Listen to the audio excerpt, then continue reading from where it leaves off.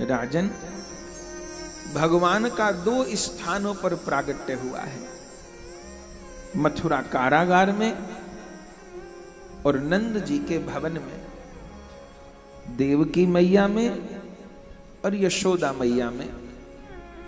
देवकी मैया साधन भक्ति का स्वरूप है और यशोदा मैया प्रेमा भक्ति का स्वरूप है। वसुदेव जी विशुद्ध चित्त हैं। कथा तो बड़ी प्रचलित है, कैसे वसुदेव देवकी जी का विवाह हो रहा था और कैसे विदाई के समय देवताओं ने आकाशवाणी की कि इस देवकी का 8वां गर्भ तेरा काल होगा और कंस मारने के लिए उतारू हो गया। तब वसुदेव जी ने वचन दिया कि देवकी के सब संतानों को तुम्हें ला करके दूंगा, तो मत मारो। तब देवकी वसुदेव जी को कारागार में डाल दिया और फिर एक एक करके 6 संतान का जन्म हुआ। देवकी जी साधन भक्ति हैं, वसुदेव जी विशुद्ध चित्त हैं। विशुद्ध चित्त के द्वारा जब साधन भक्ति होती है तब भगवान का प्राकट्य होता है। लेकिन पहले 6 संतान का जन्म हुआ। ये 6 संतान कौन है? बोले रूप, रस, शब्द, गंध, स्पर्श और विषय अभिनिवेश। इन 6 का अंत जब तक नहीं होता तब तक श्री बलराम जी और श्री कृष्ण का प्राकट्य नहीं होता। माने साधक जब साधना में लगता है तो उसके जीवन में प्रभु के प्रकट होने से पहले रूप, रस, शब्द, गंध, स्पर्श और विषय अभिनिवेश, इनकी आसक्ति प्रकट होती है। रूप की आसक्ति, रस की आसक्ति, शब्द की आसक्ति, गंध की आसक्ति, स्पर्श की आसक्ति, इन सब खाइयों को साधक पार करता है, पर अपने बल से नहीं, श्री कृष्ण के कृपा बल से ही इन खाइयों को पार करता है। संत लोगों ने वर्णन किया, रूप की आसक्ति के पीछे कौन मारा जाता है? बोले पतंगा। जो पतंगा अग्नि की शिखा के चारों ओर घूमता है, वो अग्नि के रूप में, तेज में ही तो आसक्त हो जाता है और झूमते झूमते आग में गिर जाता है और नष्ट हो जाता है। तो रूप की आसक्ति के पीछे पतंगा समाप्त हो जाता है। रस की आसक्ति के पीछे मछली मारी जाती है। मछली को पकड़ने वाले कैसे पकड़ते हैं? जो कांटा होता है उसके ऊपर कोई भोजन की सामग्री लगा देते हैं, कांटे को जल में छोड़ देते हैं, मछली आती है और उस रस के लिए मुंह खोल करके उस भोज्य सामग्री को पकड़ना चाहती है, सो कांटा मुख में गड़ जाता है, मछली मारी जाती है। रूप, रस, शब्द, शब्द के पीछे कौन मारा जाता है? शब्द के पीछे भृंगी पक्षी और शब्द के पीछे मारा जाता है। शब्द बजता है और वो जा करके आसक्त हो जाता है और पकड़ लिया जाता है। गंध, गंध के पीछे हिरन आसक्त होती है। अपनी ही भीतर कस्तूरी की गंध उसको आती रहती है और उस गंध को खोजने के लिए वो चारों ओर भागती रहती है और मृत हो जाती है। स्पर्श के पीछे हाथी मारा जाता है।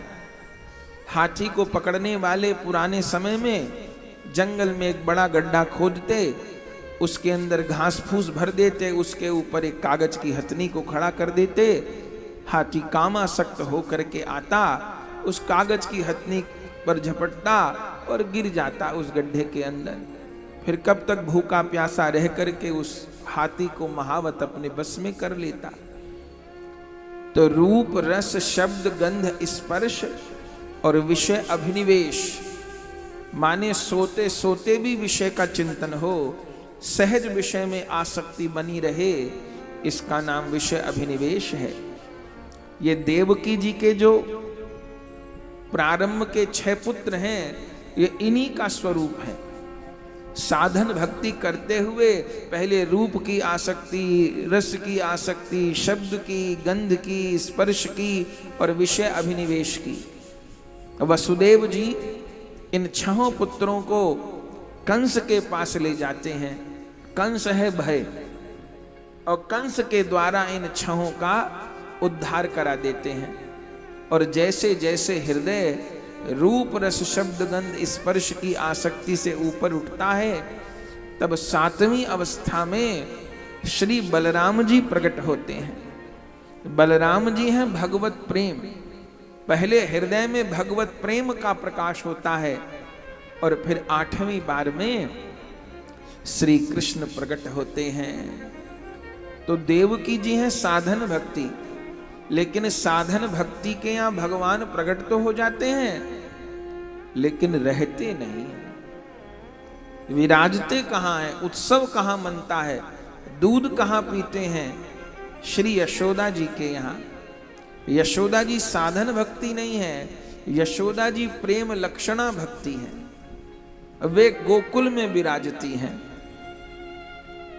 गो कहते हैं इंद्रियों को, गोकुल कहते हैं इंद्रियों के समूह को। प्रेमा भक्ति इंद्रियों के समूह में, गोकुल में, माने हृदय में विराजती है। और जब हृदय में प्रेमा भक्ति विराजती है, तो ठाकुर जी प्रकट होते हैं साधन भक्ति से, पर जाके विराज जाते हैं गोकुल में प्रेमा भक्ति के पास। साधन का आस्वादन भगवान नहीं लेते। देवकी जी का दूध पान नहीं किए, यशोदा जी का दूध पान किए, क्योंकि साधन भक्ति का रस आस्वादन भगवान नहीं करते। साधन भक्ति का रस तो साधक लेता है, भगवान लेते हैं प्रेम लक्षणा भक्ति का आनंद। जब विशुद्ध प्रेम साधक के हृदय में पैदा हो जाता है, साधन भक्ति की अवस्था में साधक अपने आप को संभालता है, चारों ओर से भगवान में मन लगाने का प्रयास करता है। साधन अवस्था में साधन करते करते उस साधक के अनर्थों की निवृत्ति होती है, चित्त के दोषों की निवृत्ति होती है, कलमश की निवृत्ति होती है। इसमें भगवान को कहाँ सुख। लेकिन जब साधन भक्ति करते करते चित्त विशुद्ध हो जाता है और हृदय में प्रेमा भक्ति उत्पन्न होती है, प्रिया प्रियतम को सुख देने की भावना उत्पन्न होती है, प्रिया प्रियतम को लाड़ करने की भावना उत्पन्न होती है, तब उस प्रेमी भक्त के साथ प्रिया प्रियतम किलोल करने लग जाते हैं, उसके भावों का आस्वादन करने लग जाते हैं, उससे खेलने लग जाते हैं। इसलिए देवकी जी की गोद में भगवान नहीं खेलते हैं, यशोदा जी की गोद में भगवान खेलते हैं। तो देवकी जी साधन भक्ति का स्वरूप है। एक एक करके 6 पुत्रों का जन्म हुआ, कंस के द्वारा जिनका अंत हो गया। 7वीं बेर में श्री बलराम जी पधारे, जिनको आकर्षण करके योग माया जी ने रोहिणी जी के गर्भ में स्थापित किया। और अब 8वीं बेर में प्रभु को आना है, और इधर ब्रज में आनंद हो रहा है।